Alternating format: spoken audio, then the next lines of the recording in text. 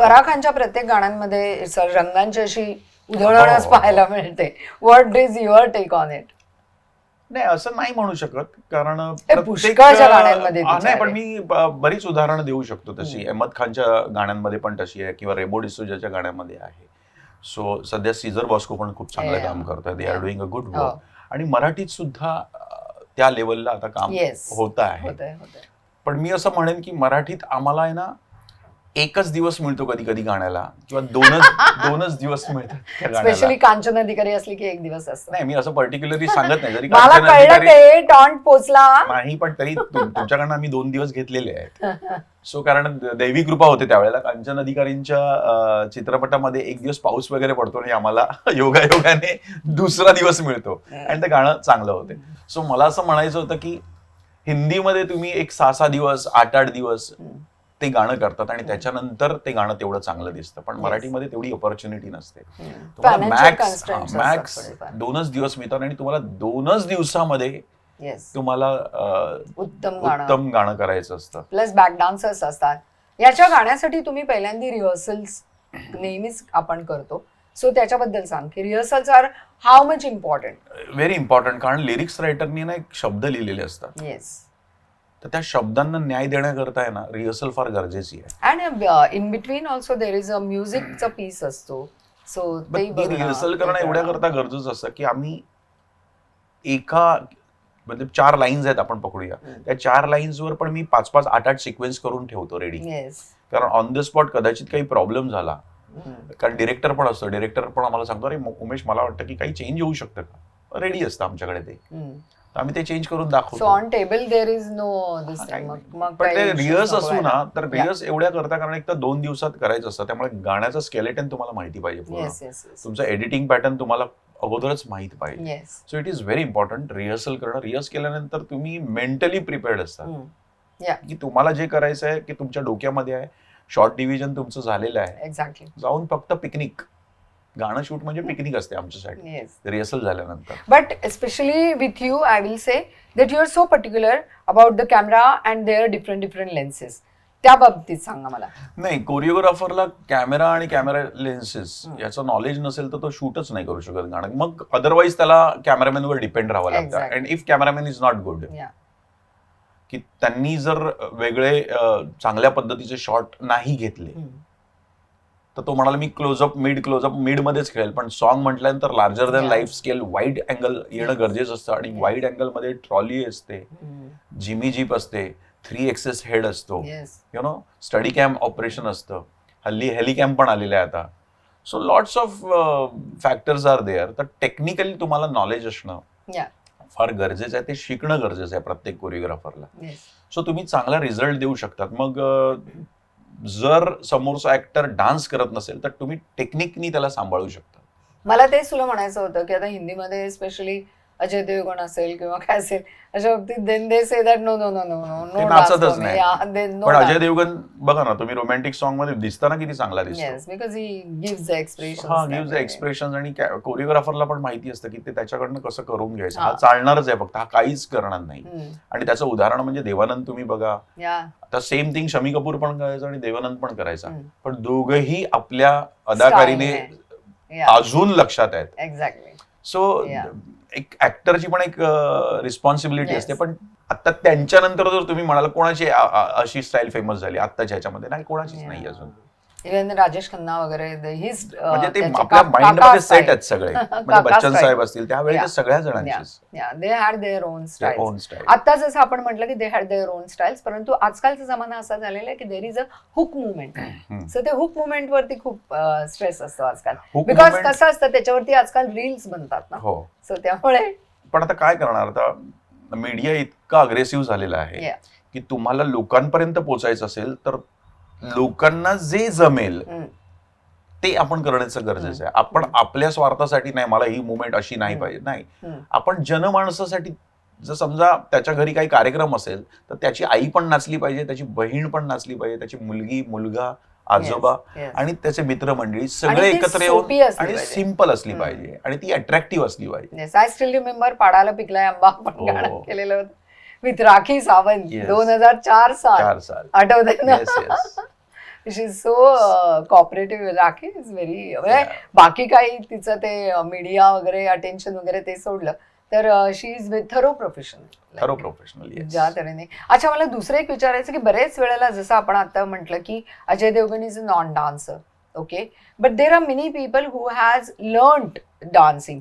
आता जसं एखाद्याने कथक शिकलेलं असतं, एखाद्याने भरतनाट्यम शिकलेलं असतं, बट भरतनाट्यम पीपल जेव्हा ते शिकलेलं असतं दे आर क्वाईट स्टिफ, आणि मग त्यांना दुसऱ्या मुवमेंट्स कुठच्या द्यायच्या झाल्या की मग ते त्यांचा स्टिफनेस थोडा डिफिकल्ट होतं आड येतो. पण त्याच्यासाठी पण आर्टिस्टवर पण फार डिपेंड्स असतात. पण आपल्या गॉड ग्रेस मराठीमध्ये जेवढ्या ऍक्ट्रेस आहेत ज्या क्लासिकल शिकलेल्या पण असतील, त्या बाकीचे डान्स फॉर्म जे आहेत ते उत्तम करतात. त्याचं उदाहरण तुम्हाला आता मी एक फुलवंती चित्रपट केला,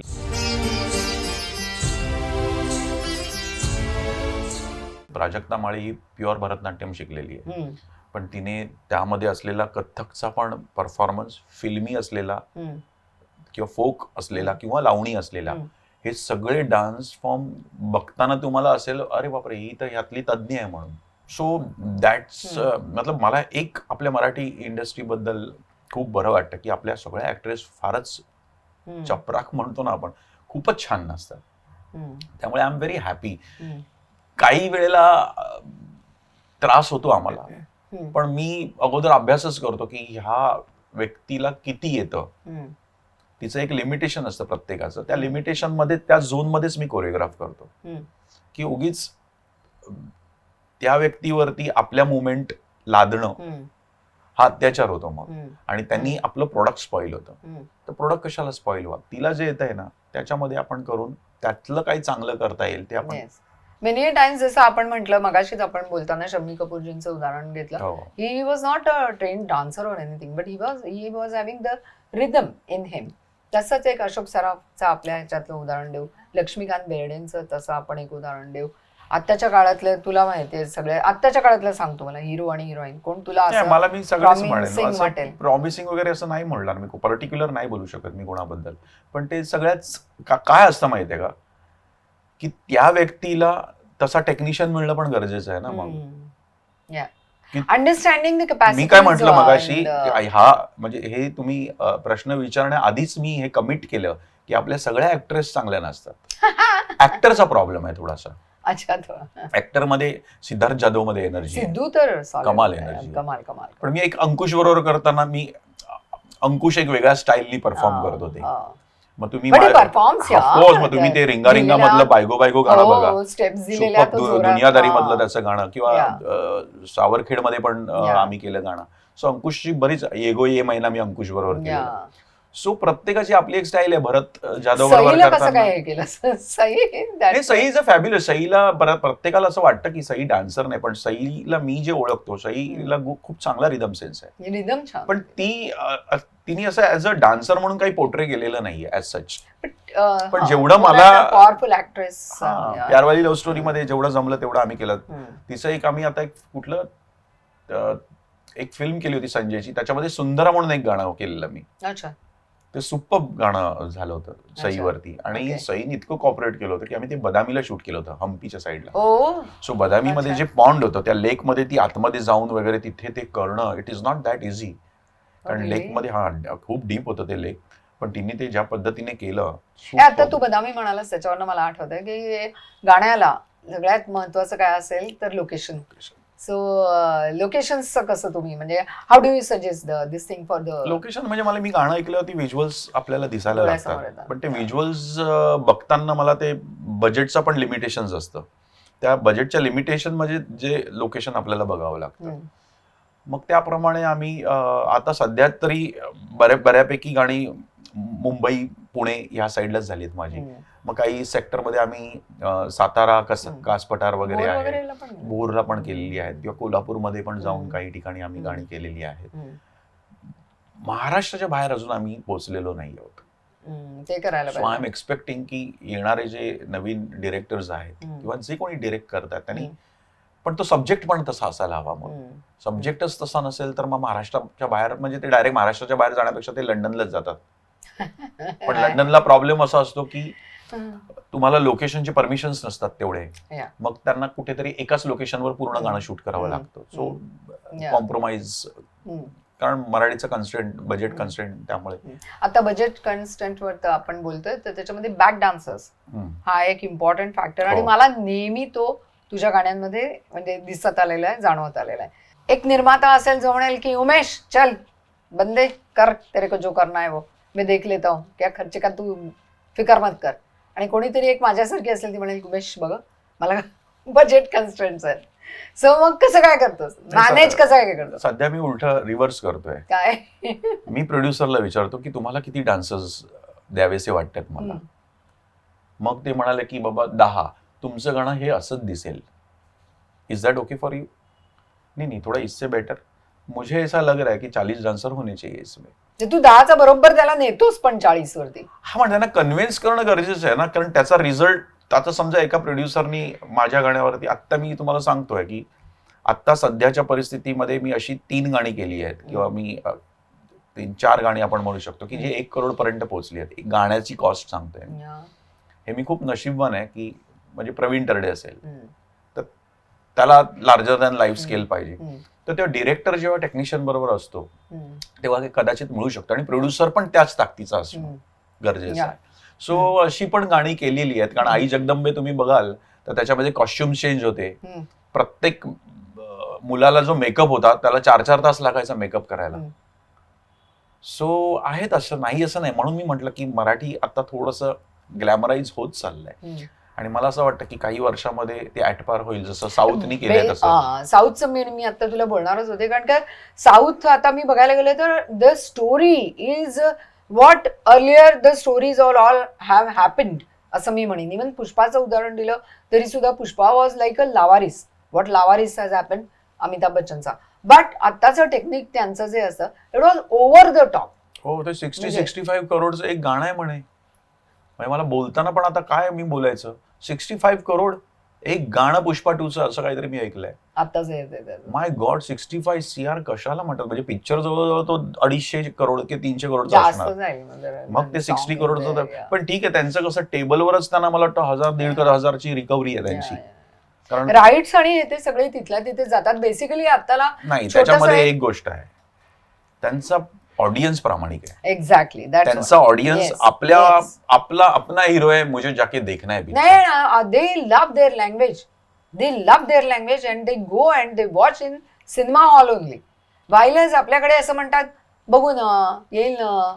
म्हणजे साऊथचा पण बिझनेस तिकडे कदाचित कमी होत असेल, आपल्या हिंदीचा त्या साईडला. हिंदी बेल्ट नाही तिथे, हिंदीला स्टील आपल्याकडे तसं, आपल्याकडे पूर्ण महाराष्ट्र हा कॉस्मोपॉलिटियन आहे, कारण मला वाटतं संपूर्ण देशामध्ये महाराष्ट्रामध्येच पैसा आहे, त्यामुळे सगळे कॉस्मोपॉलिटियन, कुठलेही रिलिजन असो, तो येऊन इथे सेट झालेला आहे. त्यामुळे कॉस्मोपॉलिटियन ऍटमॉस्फिअर असल्या कारणाने थोडासा तो एक फटका आपल्याला पण पडतो आपल्या चित्रपटांना. पण असे पण काही लोक आहेत, मग ती गुजराती पंजाबी असतील, पण तेही जाऊन त्यांनी पण बघितलं की Sairat. Oh yeah, that happened afterwards, but not at the beginning. Afterwards, they definitely went. पण मला काय म्हणायचं की बज क्रिएट करावाच लागेल ना, तुमच्याकडे कंटेंट. बेसिकली एक गोष्ट इथे म्हणजे मान्यच करायला पाहिजे, कारण की कुठलंही पिक्चर येण्याच्या आधी त्याचं गाणं हिट होतं. बऱ्याच वेळेला पिक्चर हे गाण्यांवरती पण चालतं. तो व्हॉल्यूम क्रिएट करतो, आणि तो व्हॉल्यूम क्रिएट करून ऑडियन्सला तुमच्या थिएटर पर्यंत घेऊन येण्याचं काम नक्कीच करतो. पण त्याच्यानंतर चित्रपटात जर कंटेंट नसेल ना, मग नुसतं गाणं हिट होतं, पण तशी मजा नाही येत. अच्छा, मला दुसरा एक प्रश्न विचारायचा आहे की आशिकी वगैरे 90sचा जमाना आपण घेतला तर तेव्हा चित्रपटातच एक 8 ते 10 गाणी असायची. हा, अगदी कमीत कमी गाणी म्हणजे 5-6 तर पाहिजेतच. पण आता जमाना थोडा चेंज होत गेलेला आहे. They need a promotional song which comes in the end, और there is hardly scroll song, and then there is hardly 1 or 2 song. So काय वाटतं बजेट कन्स्ट्रेंट? हिंदीमध्ये सुद्धा कसं झालं की एक गाणं जर करायचं झालं तर ते 1 करोड सहज टच करते. म्हणजे मराठीत जर करोड पर्यंत पोहोचतोय, तर हिंदीत तर मग ते 2 करोड 3 करोड व्हायला काय वेळ नाही लागत. मग त्यांचं असं म्हणणं असं की एकच गाणं छानपैकी करूया. सो आता 15 करोडचं पण गाणं होतं हिंदीमध्ये.